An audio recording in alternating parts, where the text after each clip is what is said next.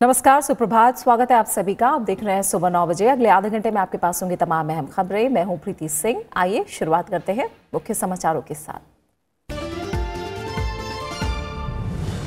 National conference नेता उमर अब्दुल्ला के जम्मू कश्मीर में अलग प्रधानमंत्री और राष्ट्रपति वाले बयान पर प्रधानमंत्री का पलटवार। कहा, मोदी के रहते साजिश नहीं होगी कामयाब। देश विरोधी बयान पर कांग्रेस से मांगा जवाब। केंद्रीय वित्त मंत्री अरुण जेटली ने कहा, दो विधान दो प्रधान जैसी सोच के लिए नए भारत में जगह नहीं।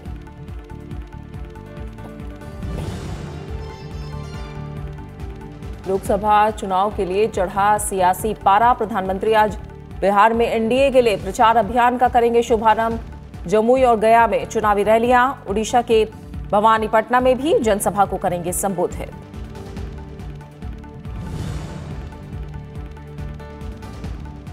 कांग्रेस का घोषणा पत्र आज होगा जारी। न्याय योजना लागू करने का ब्यौरा और किसान कर्ज माफी को लेकर हो सकते हैं बड़े वादे। बीजेपी अध्यक्ष अमित शाह आज तमिलनाडु और कर्नाटक में करेंगे प्रचार। बीएसपी प्रमुख मायावती की भुवनेश्वर में रैली आज।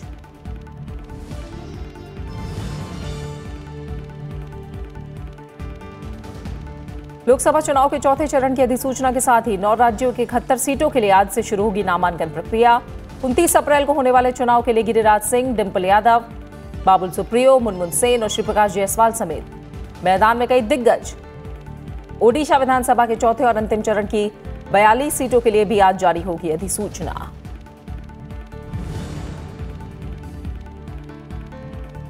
एशिया एयरगन चैंपियनशिप में भारतीय निशानेबाजों का शानदार प्रदर्शन। आखिरी दिन 5 स्वर्ण पर लगाया निशाना। श्रेया ने जूनियर वर्ग में 252.5 अंक के साथ बनाया वर्ल्ड रिकॉर्ड। टूर्नामेंट में भारत ने 16 स्वर्ण, 5 रजत और 4 कांस्य समेत जीते कुल 25 पदक।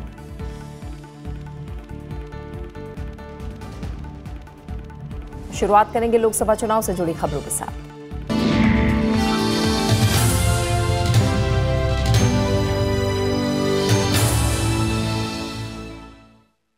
नेशनल कॉन्फ्रेंस नेता उमर अब्दुल्ला के जम्मू कश्मीर में अलग प्रधानमंत्री और राष्ट्रपति वाले बयान पर प्रधानमंत्री ने कड़ी प्रतिक्रिया दी है। प्रधानमंत्री ने उमर अब्दुल्ला के बयान पर पलटवार करते हुए तेलंगाना में आयोजित रैली में कहा कि कांग्रेस के एक बड़े सहयोगी दल नेशनल कॉन्फ्रेंस के बयान पर कांग्रेस को सफाई देनी होगी कि उनके साथी पार्टी की ये मांग उन्हें मंजूर है या नहीं। उन्होंने कहा कि जब तक मोदी है वो ऐसी साजिशों को कामयाब नहीं होने देंगे। कांग्रेस के साथी पार्टी की ये मांग आपको मंजूर है? हिंदुस्तान में किसी को भी मंजूर है? वो कहते हैं हम घड़ी की सुई पीछे ले जाएंगे और 1953 के पहले की स्थिति पैदा करेंगे और हिंदुस्तान में 2 प्रधानमंत्री होंगे, कश्मीर का प्रधानमंत्री अलग होगा। मैं जरा जानना चाहता हूं, जवाब कांग्रेस को देना पड़ेगा। महागठबंधन के सभी पार्टनरों को जवाब देना पड़ेगा। इस चुनाव में उनको जवाब देना पड़ेगा। क्या कारण है कि उनका साथी दल इस प्रकार की बात बोलने की हिम्मत कर रहा है? और इससे पहले जम्मू कश्मीर के पूर्व मुख्यमंत्री और नेशनल कॉन्फ्रेंस के उपाध्यक्ष उमर अब्दुल्ला ने लोकसभा चुनाव के लिए सभा करते हुए बांदीपुरा में विवादित बयान दिया। उन्होंने कहा कि जम्मू कश्मीर भारत का हिस्सा जिस शर्त के साथ बना था और हम राज्य में वो व्यवस्था फिर वापस लाएंगे जिसके तहत प्रदेश का अपना वजीर आजम और सदर रियासत हुआ करता था। इस बीच केंद्रीय मंत्री और बीजेपी के वरिष्ठ नेता अरुण जेटली ने भी इस बयान की कड़ी आलोचना की है। अरुण जेटली ने उमर अब्दुल्ला के बयान पर निशाना साधते हुए कहा कि अलगाववादी सोच को दर्शाता है और आधुनिक भारत किसी को कभी ऐसी गलती करने की इजाजत नहीं देगा। अरुण जेटली ने कहा कि कश्मीर में 2 मुख्य धारा के दल नेशनल कॉन्फ्रेंस और महबूबा मुफ्ती की पीपल्स डेमोक्रेटिक पार्टी अपनी पहचान खोते जा रहे हैं। उन्होंने कहा कि अलगाववादी और आतंकवादी चाहते हैं कि राज्य का एक हिस्सा भारत से अलग हो जाए। भारत कभी इसे स्वीकार नहीं करेगा। उन्होंने कहा कि मुख्यधारा की राजनीतिक पार्टियों को 2 विधान 2 प्रधान जैसी सोच का समर्थन नहीं करना चाहिए। आज जम्मू कश्मीर के पुराने मुख्यमंत्री उमर साहब ने यह कहा कि एक बार फिर कश्मीर का प्रधानमंत्री और राष्ट्रपति अलग होना चाहिए। आरंभ में पंडित नेहरू के समय प्रधानमंत्री को वहां वजीर आजम कहते थे, राष्ट्रपति को सदर रियासत कहते थे। सूबे में घुसने के लिए अलग परमिट चाहिए था। चुनाव आयोग और सुप्रीम कोर्ट के अधिकार वहां तक एक्सटेंड नहीं करते थे। डॉक्टर श्यामा प्रसाद मुखर्जी के नेतृत्व में जो आंदोलन हुआ, उसकी वजह से कई ये प्रावधान वहां से हटे। आज भी वहां का संविधान अलग है, जिसकी वजह से कई समस्याएं आती हैं। ये केवल अलगाववाद की मनोस्थिति पैदा करने वाले बयान है। अगर इस प्रकार की मनोस्थिति मुख्यधारा की राजनीतिक दल करेंगे तो उन्हें यह फैसला करना है कि जब लड़ाई आतंकवाद और अलगाववाद से है पूरे राष्ट्र की, तो ये अलग मनोस्थिति क्यों निर्माण कर रहे हैं। अगर वो मुख्य धारा के हैं तो उनको मुख्य धारा की ओर से यह संघर्ष लड़ना चाहिए। केंद्रीय मंत्री अरुण जेटली ने कहा है कि नए भारत में ऐसे बयानों और सोच के लिए कोई जगह नहीं है। उन्होंने कहा कि जम्मू कश्मीर भारत का अभिन्न अंग है। कुछ दिन पहले मैंने ये लिखा था कि जम्मू कश्मीर की मुख्यधारा के राजनीतिक दल ये तय करें कि धारा 35A से उनकी जनता का लाभ हुआ है या नुकसान हुआ है। उनकी प्रतिक्रिया बहुत तीव्र थी। उनको लगता है कि किसी ने छेड़छाड़ की, और क्योंकि मामला सुप्रीम कोर्ट में है, और अगर सुप्रीम कोर्ट ने यह प्रश्न पूछा कि ये पिछले दरवाजे से संविधान में कैसे आया और कैसे यह मौलिक अधिकारों का उल्लंघन कर सकता है, तो भारत और कश्मीर का संबंध समाप्त हो जाएगा। यह तर्क बिल्कुल समझ में आने वाला नहीं है। कश्मीर भारत का एक अटूट अंग है और रहेगा। हमारी लड़ाई अलगाववादियों से और आतंकवादियों से है। आजादी का सपना कोई बहुत दूर का सपना नहीं है, यह असंभवता है। हिंदुस्तान और हिंदुस्तान के नागरिक इसको कभी होने नहीं देंगे। और मौसम के साथ ही लोकसभा चुनाव के लिए भी सियासी पारा गर्माता जा रहा है। प्रधानमंत्री आज बिहार में एनडीए के लिए प्रचार अभियान का शुभारंभ करेंगे। साथ ही वो ओडिशा के भवानीपटना में भी जनसभा को संबोधित करेंगे। बिहार से पहले आज प्रधानमंत्री नरेंद्र मोदी ओडिशा का भी दौरा करेंगे, जहां वो कालाहांडी जिले के भवानीपटना में जनसभा को संबोधित करेंगे। ओडिशा में लोकसभा की 4 सीटों के लिए 11 अप्रैल को पहले चरण का मतदान होना है। इस बार ओडिशा में लोकसभा और विधानसभा चुनाव एक साथ होने जा रहे हैं। इसके बाद प्रधानमंत्री नरेंद्र मोदी बिहार में एनडीए के लोकसभा चुनाव अभियान की शुरुआत जमुई की चुनावी जनसभा से करेंगे और इसके बाद वो गया लोकसभा क्षेत्र में जनसभा को संबोधित करेंगे। दोनों क्षेत्रों में पहले चरण का मतदान 11 अप्रैल को होगा और दोनों लोकसभा क्षेत्रों से बीजेपी का कोई भी उम्मीदवार चुनाव नहीं लड़ रहा है। जमुई से बीजेपी की सहयोगी पार्टी एलजेपी के संसदीय बोर्ड के अध्यक्ष चिराग पासवान मैदान में हैं। गया से जेडीयू के विजय कुमार मांझी को चुनाव मैदान में उतारा गया है। बिहार में इसके अलावा नवादा और औरंगाबाद सीट पर भी पहले चरण में चुनाव होना है।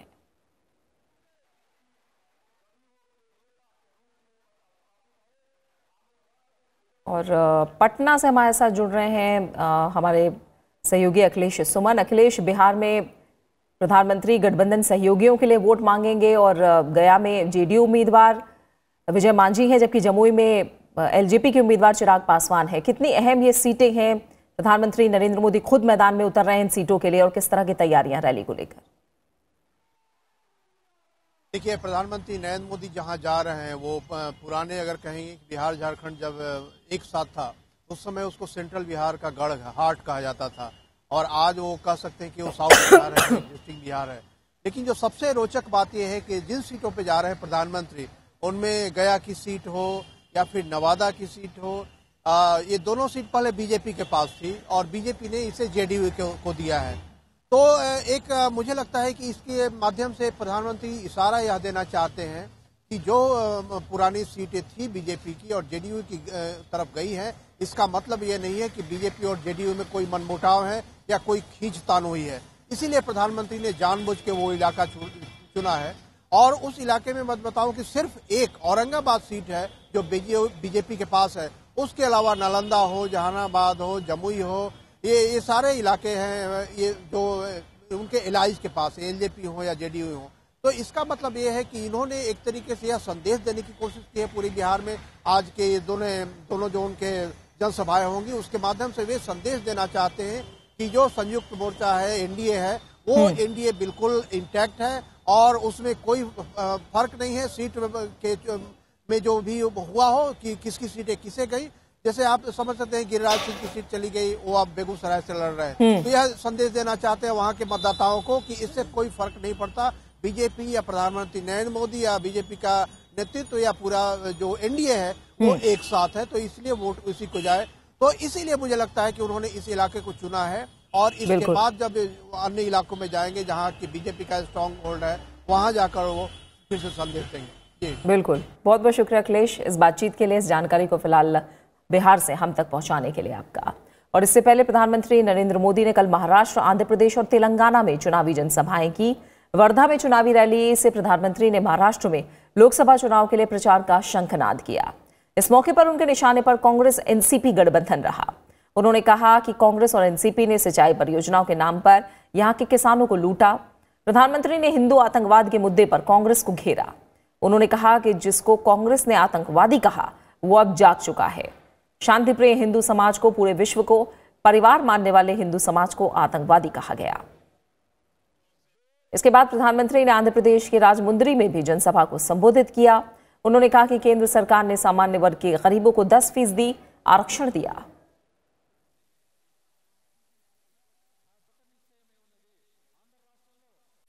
आपका ये चौकीदार आंध्र और प्रदेश के हर युवा, सामान्य से सामान्य व्यक्ति को आगे बढ़ाने के लिए हर प्रकार के अवसर देने में जुटा हुआ है।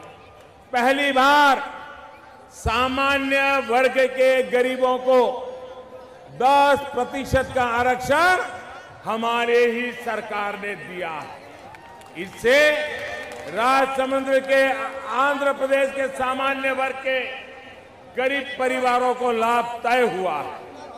आरक्षण का ये लाभ किसी और का आरक्षण छीने बिना, समाज में कोई तनाव पैदा किए बिना, जाति को जाति से लड़ाए बिना, सबको साथ रख करके इतना बड़ा फैसला हमारी सरकार ने किया है। प्रधानमंत्री इसके बाद तेलंगाना के सिकंदराबाद पहुंचे और वहां एक जनसभा को संबोधित किया। वहीं बीजेपी अध्यक्ष अमित शाह आज तमिलनाडु और कर्नाटक के दौरे पर रहेंगे। अमित शाह तमिलनाडु में 3 रैलियों को संबोधित करेंगे। बीजेपी अध्यक्ष संक्रापेरी, लीना विल्लाकू और शिवनंदा कॉलोनी में रैली करेंगे। तमिलनाडु के बाद बीजेपी अध्यक्ष कर्नाटक के बानाशंकरी में रोड शो का भी कार्यक्रम है। वहीं बीएसपी प्रमुख मायावती आज ओडिशा का दौरा करेंगी। मायावती भुवनेश्वर में रैली के साथ ओडिशा में पार्टी के चुनाव अभियान का आगाज करेंगी।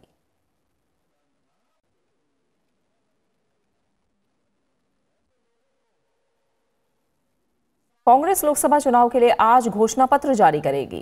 कांग्रेस अध्यक्ष राहुल गांधी दिल्ली स्थित पार्टी कार्यालय में घोषणा पत्र जारी करेंगे। इस दौरान पूर्व प्रधानमंत्री मनमोहन सिंह समेत पार्टी के सभी शीर्ष नेता मौजूद रहेंगे। घोषणा पत्र में न्याय योजना के वादे के साथ साथ कुछ अन्य अहम वादों को भी जगह मिल सकती है। कांग्रेस अध्यक्ष ने कुछ दिनों पहले ऐलान किया था कि उनकी पार्टी सत्ता में आए तो गरीबी हटाने के लिए न्यूनतम आय योजना शुरू की जाएगी, जिसके तहत देश के 20% गरीब परिवारों को 72,000 रुपए सालाना दिया जाएगा और यह पैसा कांग्रेस की सरकार घर की गृहिणी के खाते में जमा कराएगी।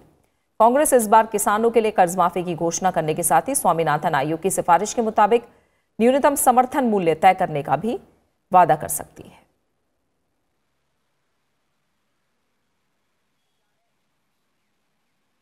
और कांग्रेस के हेडक्वार्टर से हमारी संवाददाता कृति मिश्रा इस समय हमारे साथ जुड़ी हैं। कृति, आज घोषणा पत्र कांग्रेस का जारी होगा और हमने देखा सत्ता में आने पर न्यूनतम आय योजना को लागू करने का वादा है। इसके अलावा किसानों को लेकर भी वादे हो सकते हैं। कयास किस तरह के हैं और क्या कोई रोड मैप भी, कोई प्लान भी सामने ला सकती है कांग्रेस इसे लेकर?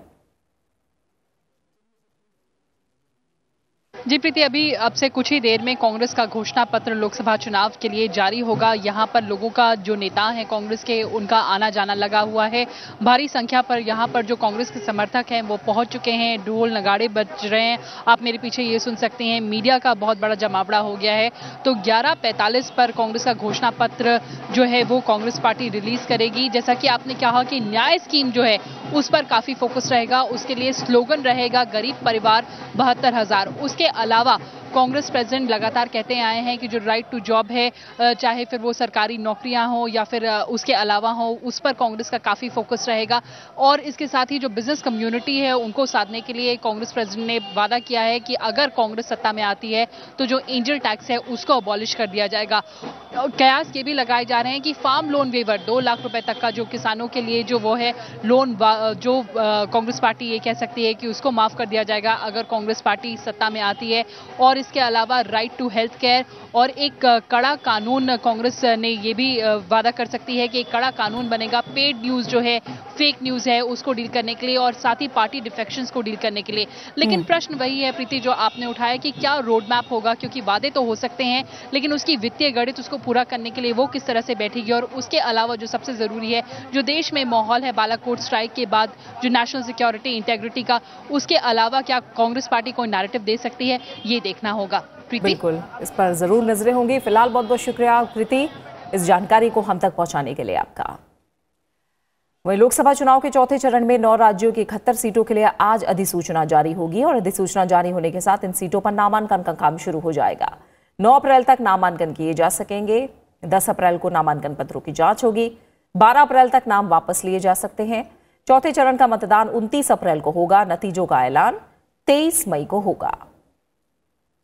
चौथे चरण में महाराष्ट्र में 17, राजस्थान और उत्तर प्रदेश में 13-13, मध्य प्रदेश और ओडिशा में 6-6, पश्चिम बंगाल और बिहार की 5-5, झारखंड की 3, जम्मू कश्मीर की 1 सीट पर मतदान होगा।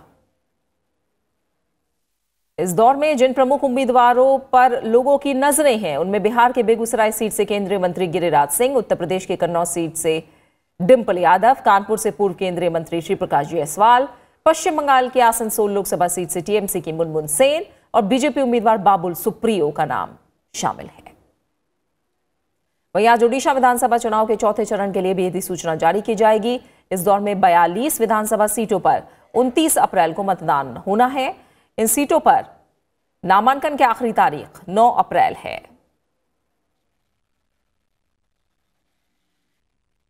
इसके अगले दिन नामांकन पत्रों की जांच होगी, जबकि नाम वापसी की आखिरी तारीख 12 अप्रैल है और नतीजों का ऐलान 23 मई को होगा। इस बीच कांग्रेस ने राजस्थान, महाराष्ट्र और गुजरात में लोकसभा की 9 सीटों के लिए उम्मीदवारों का ऐलान किया है। इनमें प्रमुख नाम राष्ट्रमंडल खेलों की स्वर्ण पदक विजेता कृष्णा पुनिया का है, जिन्हें केंद्रीय खेल मंत्री राज्यवर्धन सिंह राठौड़ के खिलाफ जयपुर ग्रामीण से टिकट दिया गया है। पार्टी की ओर से जारी सूची के मुताबिक राजस्थान में 6, महाराष्ट्र में 2 और गुजरात में 1 सीट पर उम्मीदवार घोषित किए गए हैं। गुजरात के मेहसाणा से एजे पटेल, महाराष्ट्र के रेवर से उल्लास पाटिल और पुणे से मोहन जोशी उम्मीदवार होंगे। राजस्थान के गांधीनगर से भरत राम मेघवाल, अजमेर से रिजिजू झुंझुनवाला, राजसमंद से देवकीनंदन गुर्जर, भीलवाड़ा से रामपाल शर्मा और झालावाड़ से प्रमोद शर्मा को उम्मीदवार बनाया गया है।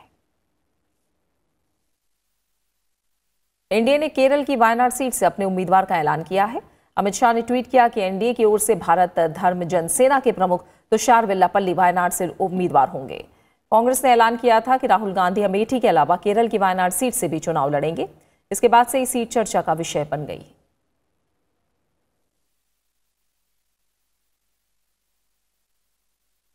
बीजेपी ने कल लोकसभा चुनाव के लिए उम्मीदवारों की 14वीं लिस्ट जारी की।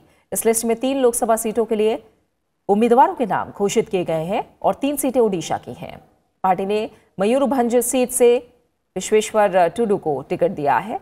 भद्रक लोकसभा सीट से अभिमन्यु सेठी को उतारा है। जाजपुर सीट से अमिया मलिक को टिकट दिया गया है। इसके अलावा बीजेपी ने ओडिशा विधानसभा के लिए भी 11 उम्मीदवारों की लिस्ट जारी कर दी है। पंजाब में शिरोमणि अकाली दल ने आगामी लोकसभा चुनाव के लिए अपने 5 उम्मीदवारों की पहली लिस्ट जारी कर दी। पार्टी अध्यक्ष सुखबीर सिंह बादल ने 5 प्रत्याशियों के नामों का ऐलान किया।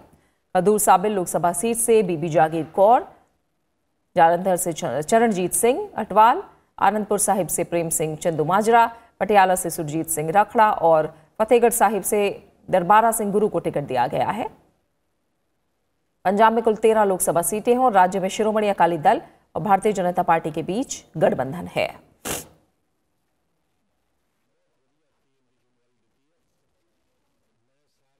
लोकसभा चुनाव को लेकर बहुजन समाज पार्टी ने उम्मीदवारों की दूसरी सूची जारी की है।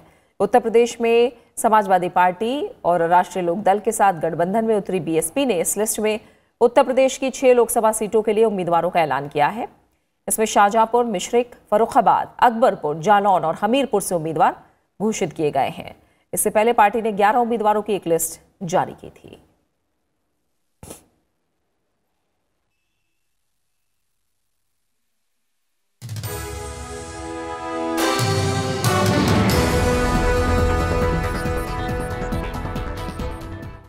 बिहार में बीजेपी जेडीयू गठबंधन और विपक्षी महागठबंधन के बीच मुकाबला है। दोनों गठबंधन अपनी अपनी रणनीति बनाने में जुटे हैं। हमारे संवाददाता अखिलेश सुमन ने बीजेपी के पटना साहिब से उम्मीदवार रविशंकर प्रसाद से खास बात की। पटना बीजेपी की बहुत बड़ी महत्वपूर्ण स्थली है। 6 में 5 हमारे विधायक हैं। देश की तरह ही पटना साहब का एक एक मतदाता नरेंद्र मोदी जी को दोबारा प्रधानमंत्री बनाना चाहता है। और पटना साहिब के लिए अपनी क्या योजना है? आप जब लोकसभा के उम्मीदवार बनेंगे, यहाँ जो हालत दिख रही है, हमने आपको बताता हूँ, यहाँ के अर्बन इलाके को और मजबूत करना, काफी कुछ काम हुआ है। जहाँ आप खड़े हैं वहाँ मैंने अपने फंड से बहुत काम कराया है जनता की व्यवस्था के लिए।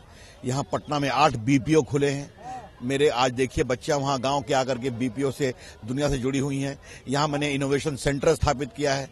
पटना के ग्रामीण क्षेत्र में कई डिजिटल विलेज की स्थापना की है। और बाकी जो मोदी जी की योजना है केंद्र सरकार की, स्वास्थ्य की आयुष्मान भारत, उज्ज्वला योजना, सड़क की योजना, बिजली की योजना, वो सब तो है। ये सवाल है मुद्दों का, ये सवाल है भारत को विकसित बनाने का, और ये सवाल है आशा बनाम अवसरवाद का। तो ये सवाल है मुद्दों का और आशा बनाम अवसरवाद का। तो रविशंकर प्रसाद पटना साहिब से बीजेपी के उम्मीदवार हैं और काफी विश्वास झलक रहा है उनकी बातों में। देखना यह है कि जिस दिन मतदाता चुनाव केंद्र पर आएंगे उस दिन क्या स्थिति रहती है। राज्यसभा टेलीविजन के लिए कैमरा पर्सन डीके पांडे के साथ पटना से अखिलेश सुमन। बिहार कांग्रेस के प्रदेश अध्यक्ष मदन मोहन झा का कहना है कि उन्हें सहयोगी दलों से वोट हासिल करने में दिक्कत नहीं है और जातीय समीकरण का गणित उनके साथ है। केंद्र सरकार और जेडीयू के बीच में जो समझौता हुआ उसके बाद लगता है कि एक नई परिस्थिति है। तो आप यहाँ किस तरीके के मुद्दों को उठा रहे हैं? मुद्दा जनता उठा चुकी है। कौन सा मुद्दा? ये देश का चुनाव है। ये केंद्र में सरकार बननी है जहाँ कभी नरेंद्र मोदी जी हमारे प्रधानमंत्री हैं, और उससे पहले भी 5 साल पहले वो बिहार में आए थे और अनेकों जनसभा में अनेकों तरह का घोषणा किए थे। जब कोई सरकार रहती है तो उसके काम काज जो होता है उस पर जनता डिसाइड करती है कि वोट किसे दिया जाए।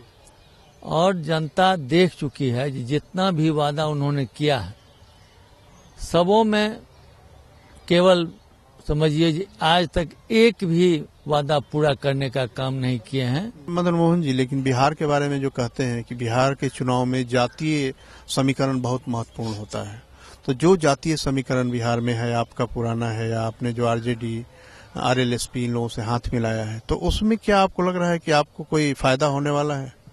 नहीं, जातीय समीकरण ठीक है, कांग्रेस पार्टी तो जातीय समीकरण पर नहीं चलती है, लेकिन अगर ऐसी परिस्थिति आ भी जाए तो आप देख रहे हैं हम लोग सभी को लेकर साथ चल रहे हैं।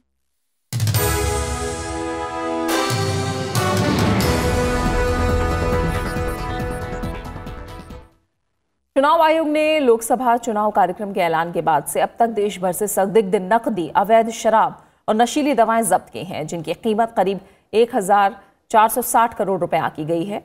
गुजरात में सबसे ज्यादा करीब 509 करोड़ रुपए मूल्य की जब्ती हुई है। तमिलनाडु में करीब 208.55 करोड़ रुपए मूल्य की जब्ती हुई है। इस बीच चुनाव तैयारियों की समीक्षा के लिए आज चुनाव आयोग की टीम तमिलनाडु का दौरा करने वाली है।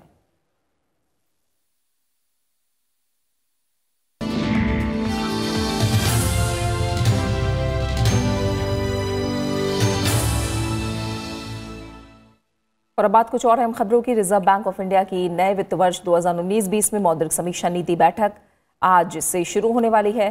बैठक 3 दिन तक चलेगी। आखिरी दिन 4 अप्रैल को आरबीआई ब्याज दरों को लेकर अहम घोषणा कर सकता है। इससे पहले मौद्रिक नीति की समीक्षा बैठक के बाद आरबीआई ने 7 फरवरी 2019 को मुख्य नीतिगत दर रेपो को 0.25% घटाकर 6.25% कर दिया था। वित्तीय वर्ष 2018-19 के आखिरी महीने यानी मार्च में जीएसटी संग्रह बढ़कर 1,06,000 करोड़ रुपए के रिकॉर्ड स्तर पर पहुंच गया। जीएसटी व्यवस्था लागू होने के बाद ये अब तक की सबसे अधिक वसूली है। इसमें सीजीएसटी संग्रह 20,353 करोड़ रुपए, राज्य जीएसटी 27,520 करोड़ रुपए और आईजीएसटी 50,418 करोड़ रुपए हुआ। वहीं उपकर 8,286 करोड़ रुपए रहा। मार्च 2018 की तुलना में इसमें 15.6% की वृद्धि दर्ज की गई। इससे पहले फरवरी महीने में 97,000 करोड़ रुपए से ज्यादा का जीएसटी संग्रह हुआ था। जीएसटी की दरों को तर्कसंगत बनाने के लिए उठाए गए कदमों ने हाल के महीनों में जीएसटी राजस्व में तेजी आई है। सरकार ने वित्त वर्ष 2018-19 के लिए जीएसटी संग्रह का लक्ष्य 13,71,000 करोड़ रुपए से घटाकर 11,47,000 करोड़ रुपए कर दिया था।